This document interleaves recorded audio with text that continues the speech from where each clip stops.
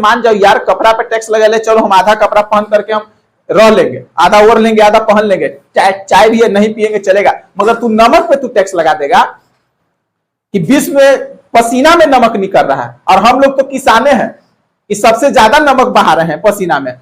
छोटा कहेंगे तू नमके पे टैक्स लगाएगा। रुक तोरा बताते हैं कि हम लोग जब मेहनत करते हैं तो हम लोग के नमक ज्यादा मात्रा में निकलता है, तू हमरे पे टैक्स लगेले है। तू अगर उस टाइम में आपको इमेजिन करना है ना तो आज करके लड़की लोग को देख लो, एकदम भूख हड़ताल एकदम करे में आगे है, एकदम खैबे नहीं करेगी और सब घर में डर जाता है। वैसे उस टाइम भी हुआ करता था कि खैबे नहीं करते थे। और आंदोलन करना क्या किससे सीखे थे, ठीक है ना। तो ये थे रूस के विद्वान, ठीक है ना, रूस के विद्वान लियो, जर्मन के विद्वान रस्किन से आया था। कोई दिक्कत नहीं ना, एकदम याद रखिएगा। अब अगर इसको तुमको समझना है तो आंदोलन करना सीखना है तो लड़का लोग से सीख लो, ठीक है। अब भूख हड़ताल करना है तो किससे सीख लो, लड़के लोग से। ये है सिविल डिसोबीडियंस मूवमेंट, साल्ट सत्याग्रह या डांडी मार्च के नाम से जानते हैं। अगर हिंदी में बोले तो सविनय अवज्ञा आंदोलन, नमक सत्याग्रह या डांडी मार्च के नाम से जानते हैं, जो क्या 2 मार्च 1930 को इसका नींव डाला गया। एक्चुअली में जो हमारे उस समय वायसराय ऑफ इंडिया हुआ करते थे एडवर्ड वुड, उनको हम लोग लॉर्ड इरविन के भी नाम से जानते हैं। उनको महात्मा गांधी ने पत्र लिखा कि देखिए जो आप कर रहे हैं वो गलत कर रहे हैं, ठीक है ना, हम लोग के साथ बहुत ही गलत कर रहे हैं। ये आपका ही जो सपोर्टर है, आप ही के लोग हैं, रेजिनोल्ड रेनॉल्ड, जो मेरे साथ अभी एक तरह का बहुत हमारा हेल्प कर रहे हैं, ठीक है ना। एक तरह का उनको उस टाइम कपड़ा पे चाय पे ये सब पे टैक्स हुआ करता था, मगर नमक पे भी टैक्स लगा दिया गया कि जो आसपास के लोग नमक बनाया करते थे उसको मना कर दिया कि नहीं अब नमक हमसे तुम खरीदोगे। तब महात्मा गांधी कह रहे कि रे छोटा भकलोला, विश्व में सबके पसीना गिरता है, में नमक निकलता है, हम लोग तो किसाने हैं, उस सबके अपेक्षा हम लोग से ज्यादा नमक निकलता, तू हमरे पे टैक्स लगाएगा। रुको थोड़ा बताते हैं। तो वही पत्र में लिखे हैं कि हम आपको समझा रहे हैं, समझ जाइए। इरविन जी उन्होंने क्या किया, मतलब नहीं कोई रिप्लाई नहीं दिया, और उसका सचिव जो था ना वो रिप्लाई दे रहा है कि आप जो कर रहे हैं ना वो बहुत गलत है, ठीक है, एक कानून के साथ खिलवाड़ है और जन जो शांति है उसके साथ गलत होगा। तो ये कह रहे हैं कि अच्छा हम तोरा से मांगे थे रोटी, वो भी क्या घुटना पे चल करके तोरा से रोटी मांगे थे, अब तुम हमको पत्थर दे रहा है। टाइम्स ऑफ इंडिया में वो लिख के भेजे कि मैंने अंग्रेजी हुकूमत से मैंने रोटी मांगा घुटना पे चल करके और वो हमें बदले में पत्थर दिए हैं, अब इसका जवाब हमको देना पड़ेगा। तो क्या किए, साबरमती आश्रम से 12 मार्च 1930 को निकल गए, अहमदाबाद में साबरमती आश्रम है, और वहां से निकले कहां के लिए, डांडी के लिए, जो गुजरात में, दक्षिणी गुजरात में एक जगह है डांडी जो नवसारी डिस्ट्रिक्ट में पड़ता है, वहां के लिए। अप्रोक्स 24 दिनों चले थे, 241 मील का रास्ता था, 388 किलोमीटर अप्रोक्स में आएगा, एक्यूरेट नहीं अप्रोक्स में बता रहे हैं।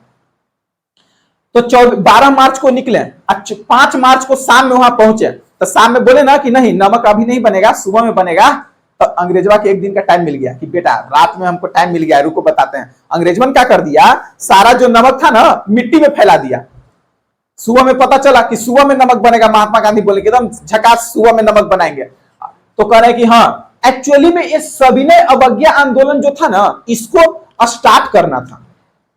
तो जैसे कि तुरंत अब तुम कोई भी काम को देखो, हम क्या कहते हैं कि कभी भी माहौल बनाना सीखिए, कहते हैं ना, महात्मा गांधी देखो यहां सिखा रहे हैं तुमको कि एक्चुअली में सिविल डिसोबीडियंस मूवमेंट जो स्टार्ट करना था, सविनय अवज्ञा आंदोलन, तो सोचे कि अगर डायरेक्ट हम स्टार्ट कर देते हैं तो गड़बड़ हो जाएगा, तो इसके लिए माहौल बनाना पड़ेगा। तो उन्होंने क्या कर दिया, 1 महीना पहले ही से निकल गए और जहां जहां रुकते थे ना वहां वो बताते थे। और जब यहां डांडी पहुंचे थे तो अप्रोक्स उनके पीछे 1000 लोग थे, ठीक है ना।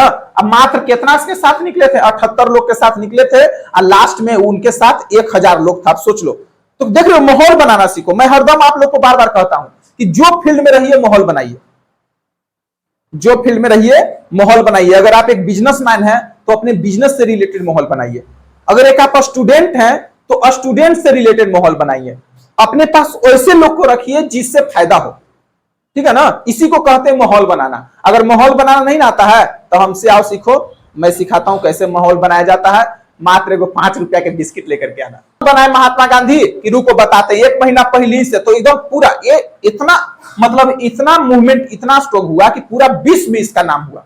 पूरा वर्ल्ड का जितने भी न्यूज थे अधिकतर न्यूज में छपा, अच्छा न्यूज में। तो ठीक है ना। तो 6 अप्रैल सुबह में जब वहां पे घाट पे पहुंचे तो देख कर रहे हैं कि अंग्रेजों ने लड़कवा में क्या कर दिया है, सारा मिट्टी मिला दिया है। तो सब बोल रहा है कि अरे तेरी के सब मिट्टी मिला दिया है। तो महात्मा गांधी कह रहे कि क्या दिक्कत है, वो लोग को नहीं जानता वो लोग कि हम लोग किसान हैं, आ किसान बहुत अच्छा से जानता है कि कैसे क्या करना है, ठीक है ना, कैसे मिट्टी में से फसल को उगाना है। ये तो नमक निकाले के बात है, लाओ ना हम नमक निकाल देते हैं। और वही हाथ में नमक लिए हैं, आज छीट छीट के बोल रहे हैं कि ये मैं ब्रिटिश साम्राज्य को हिला रहा हूं, ब्रिटिश शासन को हिला रहा हूं। और इस प्रकार से क्या हुआ कि नमक कानून तोड़े। उनका 2 बात जो था बहुत फेमस था। पहला एक भूख हड़ताल और दूसरा आंदोलन, ठीक है ना। भूख हड़ताल करना वो किससे सीखे थे, जर्मन के विद्वान रस्किन से। आजकल के लड़कियां लोग किससे सीखी है, तो महात्मा गांधी से। मगर ये लोग कहे कि खान में नहीं खाएंगे, मम्मी हो, दीदी हो, भैया हो, सब मतलब यही करता है। आई किससे सीख गया है, तो महात्मा गांधी से। और दूसरा आंदोलन करना वो किनसे सीखे थे, तो रूस के विद्वान लियो डॉल्स से उनको आइडिया मिला था ये आंदोलन करने का, ठीक है ना। तो ये देखो ना, अधिकतर लोग मौन व्रत रखते हैं। मौन व्रत का क्या फायदा है जानते हैं, वो कोई किसी से बोलते नहीं है और नहीं बोल करके वो अपने आप को शांत करते हैं और एक समझदार बनते हैं, सॉल्यूशन ढूंढते हैं। तो इसके लिए कभी कभी मौन व्रत भी रखना है, ठीक है ना, जो महात्मा गांधी हरदम रखा करते थे।